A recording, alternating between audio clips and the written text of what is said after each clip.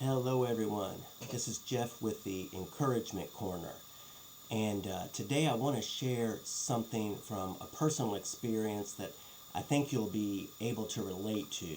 Um, this past year has been very, very challenging, to say the least, for my wife and I. We started a year ago this month with the pandemic, or at least its major outbreak and restrictions. So our social life was changed, our vocational life was changed, our financial life was changed. A lot of expectations and dreams and hopes for a good 2020 year. Remember saying that? How it was going to be, oh, 2020, yeah, it's the year where the visions come true. Yeah, right. Nobody envisioned that, right? So we started the year before the first quarter was out with that in March. And then in April, mom died. And that in itself is something that takes a long time to process. I'm still not sure that process is over. But it issued in dealing with her house and trying to clear out the house and repair the house, which was just fraught with delay and disappointment, and trying to get workers to do the job right in the right time frame for the right price. It was incredibly frustrating. Then finally trying to get it listed. We had to go through that process a couple of times. Then we got a buyer we've been working with for about 2.5 months now. We've missed two closings. It looks like the buyer can't qualify after all. We may have to start the process all over. And I was telling my wife this morning, it feels like that Greek mythology figure. I forget who it was, but they had to push this big boulder up to the top of the mountain. And when they finally got it there, it would roll back down to the bottom and they had to start over. Now, we're praying for a miracle. We're praying that there's something that we can't see, that's beyond our senses, that's beyond what anybody else sees, that God will do to remedy this. It might be that He brings just up an opportunity or something that's not envisioned and resolves it. It may be that He gives us the strength and the grace to go through this whole process again, which, if I think about it emotionally, I dread. But maybe this happens to you. Those are some of our circumstances, and I know that you've got your own circumstances. I know we've lost mom and so many other people this year, family and friends, and we've heard about so many more. I know that you probably lost someone, and that you've got your circumstances and you don't know how they're going to work out. You're at your wits' end as far as trying to get them to work out. And maybe like me, I always used to sleep very solidly through the night. Now, very often, I'll wake up about 2 or so in the morning and really have trouble getting back to sleep. And sometimes I have beautiful thoughts going through my mind. Other times, it's like a life review. It's like thinking back on everything in my life. And boy, I can see the dark times, the bad decisions, the failures, the needs, the taking my need to the world and the people around me in the wrong ways, making idols out of them, trying to get them to meet, hoping that they could meet my needs, and they can't. And it's almost like a voice comes along and says, wow, you look at you, look at the mess you've made, and you think you can expect anything good? There's no hope for you. You've made a mess. It's all going to fall down. Everybody's going to know what a mess you've been, and that you're getting what you deserve. And they'll say, well, good enough for you. You made your bed, now lie in it. And that's one voice. And then there's another voice. And the other voice is a voice that I believe is God's. Paul wrote in 1 Corinthians 13 in the love chapter that's often quoted at weddings. Now, these three remain: faith and hope and love. But the greatest of these is love.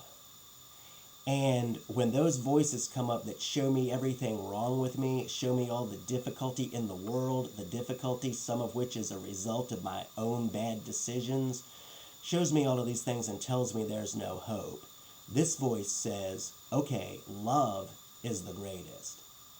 And it leads me back to looking at Jesus. And it occurred to me last night in the middle of another onslaught that, hey, Jesus deliberately chose to come here. He didn't even come of his own initiative. He says his Father sent him. And every single moment, he chose to be that voice, to be the truth. Even when he stood utterly and absolutely alone.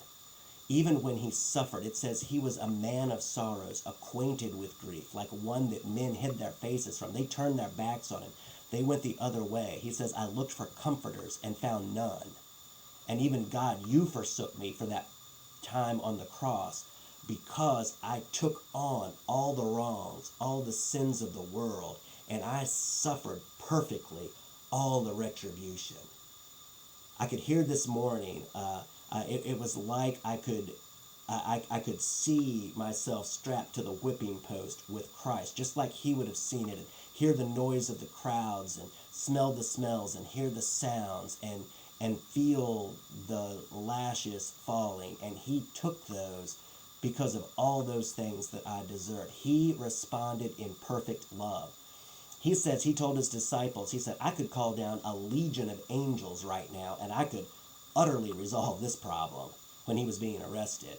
And we remember in the Old Testament, one angel killed 100,000 of the enemies of the Assyrian camp in one night. They woke up the next morning and all there were dead bodies all over the place. Just one angel. And Jesus said, I can call down a legion, which I think is like 1,000. It's a lot. I could call down a legion of angels and they could rescue me, and I would be utterly righteous in doing that. I would be perfectly within my right and good to do it. However, I love you. I have compassion on you. I want to help you. I'm standing in to take the place of all the stuff you deserve. There are natural laws, physical laws, and then there are spiritual laws. And when we rebel against any of them, we pay the price. If you rebel against the law of gravity, you'll pay the price with a fall, a break, a death. There's a price. When we violate and rebel against the moral laws, there's a price to be paid too. There's a spiritual death that comes about. And Jesus said, I'm standing in because I love you, because I'm going to take your place, and I'm going to take all the wrong that you deserve, and I'm leading you out of it. I'm taking all that to the grave. I'm paying for it on the cross. I'm going to allow them to nail me to a cross to pay for this. And then I'm taking it to the grave and I'm leaving it there. I'm coming up by the power of the Father into a new life, and I'm bringing you with me. So, because of his love, there's faith. We have faith in his love that stood in and took our consequences. And now, because of faith in his love, the faith leads to hope. Because he loved me and I believe in it, now I've got hope. Faith, hope, and love. I know that he's planning good, even when I don't understand, even when I can't see his hand. I know how good he is. I know how much he loves me. And he's leading this for good, and I can leave it. He says, casting all your cares on him. This is Peter writing, talking about God. Casting all your cares on him because he cares for you. Hey, I see how much you care for me, and I'm going to leave all these things with you.